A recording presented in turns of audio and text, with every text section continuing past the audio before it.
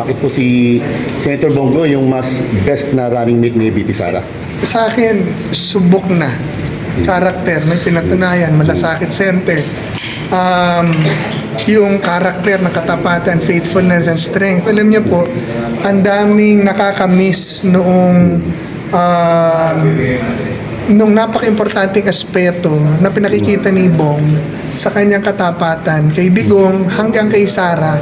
I mean, if he can be faithful to one man, then he can be faithful to the nation.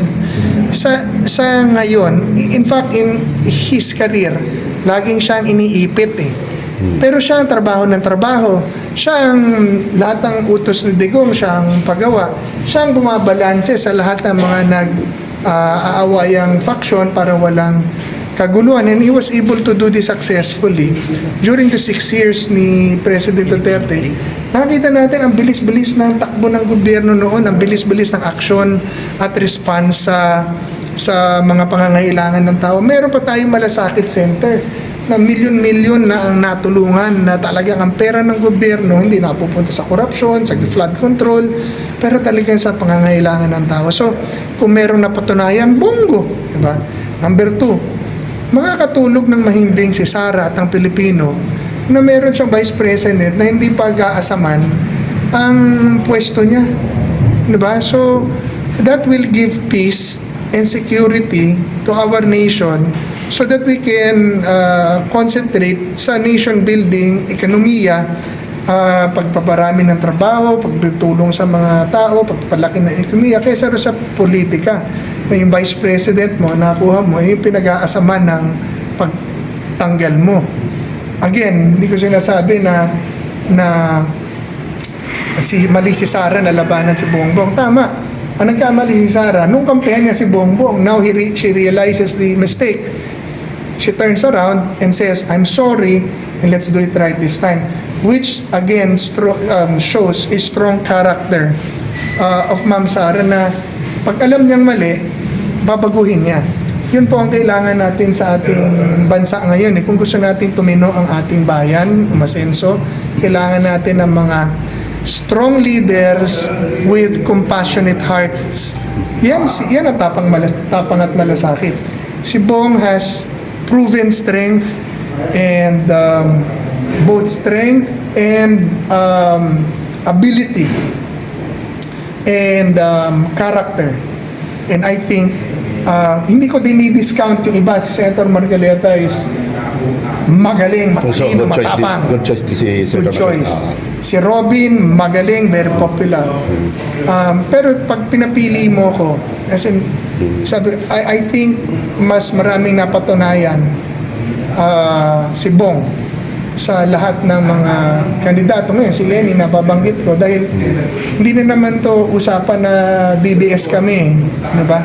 Ang usapan nito yung ano makakabuti sa bansa, and I think unity, yung genuine unity, kailangan talaga natin bansa. Now, kaya ko isinusulong din po yung reforma dahil hindi ang pagsama-samahan natin dapat yung ano natin gagawing pagbabago, hindi ko sino yung ating magiging leader lang.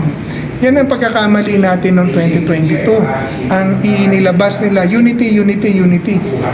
Unity for what? Unity, sama-sama tayo for what? Sama-sama tayo sa droga, sama-sama tayo sa korupsyon, sama-sama tayo sa kalokohan? O dapat sama-sama tayo laban sa droga, laban sa korupsyon, laban sa kriminalidad, terorismo? So ngayon, ano ang ating sasamahan? Laban sa tunay na papatungo sa tunay na pagbabago. Yung atin pong saligang batas, talagang kailangan nating baguhin at limitahan ang kapangyarihan na ibigay natin sa Presidente at Kongreso, kahit na sino mo po, para abusuhin ang kapangyarihan at pondo ng tao. Yun po ang aking palagay na kung si VP Sara, I'm throwing our PDDS, myself, I'm throwing our hats to support VP Sara because alam namin na she has the capacity, she has the ability, and she has the strength of heart and compassion to push for these reforms in government na matagal na nating inaantay for 40 years. Kasi parang hindi yata kayo bibigyan ng selfie regarding dito kayo na sa ginanap sa MMDA paglilinis niya sa main itself. Hindi naman namin kailangan ng permit eh. Diba? Ang sabi ng saling ng batas, sovereignty resides in the people and all government powers emanate from it. Freedom of expression, freedom of assembly ay garantisado ng saling ng batas. So, namamali sila sa kanilang ginagawa at pagka yan ang kanilang paninindigan, harap sila sa kaso. At harap sila na kakasuhan namin sila at suffer the consequences of yung galit ng taong bayan. Ay, gagawin sa amin, kukulong niyo kami. What, for doing what is right? We will take it as a badge on our shoulders if you do that to us.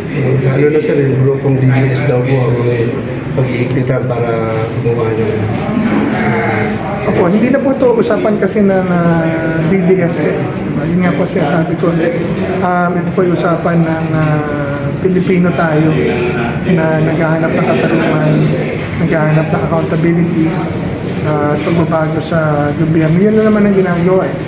Nagpo-protesta yung mga tao, nag-express na kanilang sige. Hindi naman tayo nang gugulo, hindi naman tayo nagdadala ng baril, nagbabantaan natin, isasara natin ang gobyerno.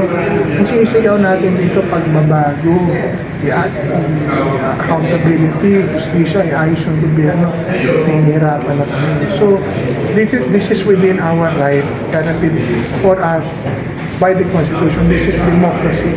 Yung kanilang paggamit ng kapangyarihan is the very reason na inalis natin ang dictatorship ni President Marcos. Yun na naman ang Marcos, yun na naman ang gagawin nila. Magkakasala sila sa taong bayan sa kasaysayan. Sir, sino posible kaya pambato ng administrator laban kay BP Sara? Si Lenny. Lini. Si Lenny.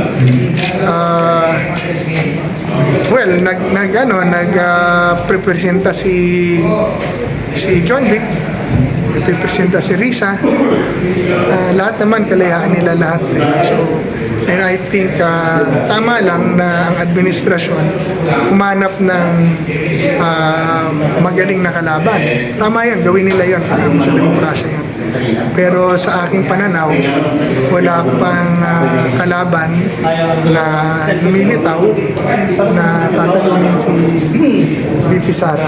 Kung ngayon ang eleksyon, landslide,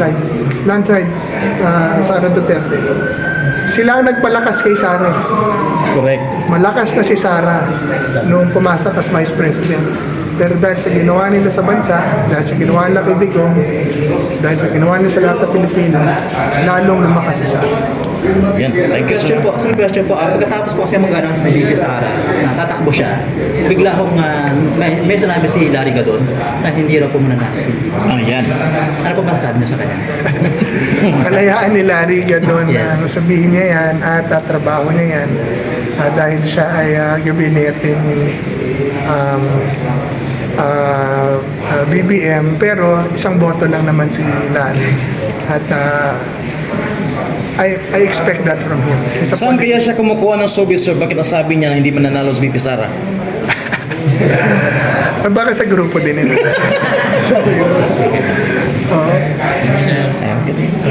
Thank you, sir. Thank you.